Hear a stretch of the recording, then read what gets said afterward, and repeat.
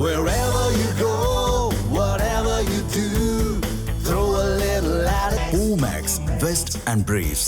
2026 சட்டமன்ற தேர்தலில் வெற்றி பெற்று தமிழகத்தின் தனிப்பெரும் கட்சியாக உருவெடுத்த தாவேக திமுக கூட்டணியில் போட்டியிட்டு வெற்றி பெற்ற கூட்டணி கட்சிகளின் ஆதரவுடன் ஆட்சி அமைத்திருக்கிறது.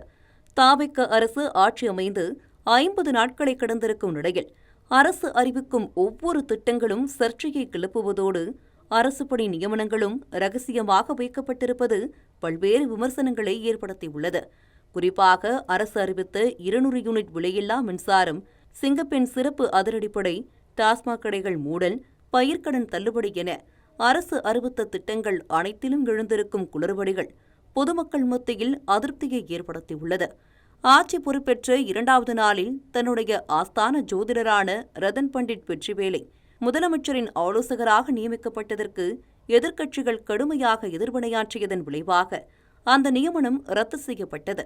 ஆனால் அதே நாளில் முதலமைச்சரின் தனிச் செயலாளராக ஜெகதீஷ் பழனிசாமி நியமனம் செய்யப்பட்டது.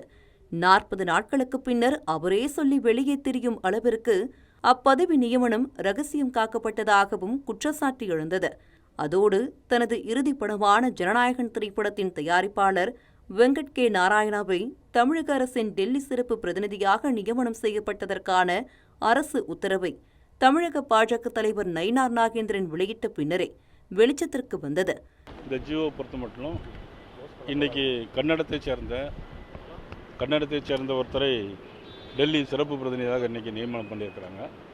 மிக அது கண்டனத்துக்குரியது. மேகதாது, பெண்ணையார் பல்வேறு 6 பிரச்சனைகள்லாம் இருக்கின்ற அந்த காலகட்டத்தில் ஒரு கன்னடத்தில், அதுவும் ஜனநாயகம் படத்துடைய ப்ரொடியூசர், அதே நேரத்தில் DK சிவகுமார் அவருக்கு அது தெரியும், அவருக்கு வேண்டியவரை இன்றைக்கு சிவகுமார் வேண்டியவரை இன்றைக்கி டெல்லி சிறப்பு விருதினாக நியமிக்கிறாங்க. அப்புறம் எப்படி மேகதாது பிரச்சனையெல்லாம் எப்படி நம்ம தீர்க்க முடியும்?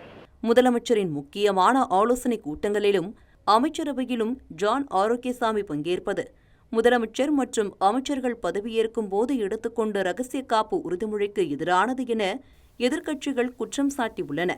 திமுக, பாஜக உள்ளிட்ட கட்சிகள் ஆளுநரிடமும் இது தொடர்பாக முறையிட்டு புகார் அளித்திருக்கும் நிலையில் கடந்த மே மாதம் 22ஆம் தேதி தன் நெருங்கிய நண்பரான விஷ்ணு ரெட்டியை பொது நிகழ்ச்சிகள் மற்றும் பொது விவகாரங்களுக்கான ஆலோசகராகவும் தாவேகவின் தேர்தல் வியூக வகுப்பாளரான ஜான் ஆரோக்கியசாமியை அரசியல் விவகாரங்களுக்கான ஆலோசகராக முதல்வர் ஜோசப் விஜய் நியமித்திருப்பதாக உறுதிப்படுத்தப்படாத தகவல்கள் வெளியாகியுள்ளன.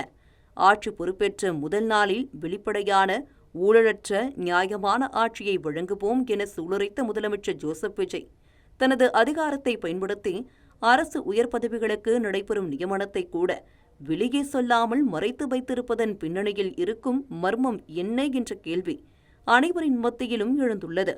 அதே நேரத்தில் அரசு பதவிக்கான நியமனங்களை வெளியிட்டால் எதிர்ப்புகள் கிளம்பி அதன் மூலம் அந்த நியமனங்களை திரும்பப் பெற வேண்டிய கட்டாயம் ஏற்படுமோ என்ற அச்சம்தான் ஒவ்வொரு அரசு உத்தரவையும் வெளியிடாமல் மறைத்து வைத்திருப்பதற்கான காரணமாக கூறப்படுகிறது.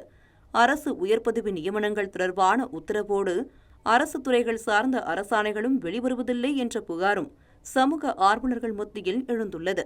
தமிழக அரசின் கீழ் இயங்கும் பல்வேறு துறைகளின் சார்பில் நாள்தோறும் பிறப்பிக்கப்படும் அரசாணைகள் அரசு இணையதளங்களில் பதிவேற்றப்படுவது வழக்கமான நடவடிக்கை என்றாலும் தாவேக அரசு பொறுப்பேற்ற பின்னர் அத்தகைய அரசாணைகள் கூட வெளிவராமல் அரசு இணையதளங்கள் அனைத்தும் செயல்பாடின்றி கிடப்பதாக சமூக ஆர்வலர்கள் குற்றம் சாட்டியுள்ளனர்.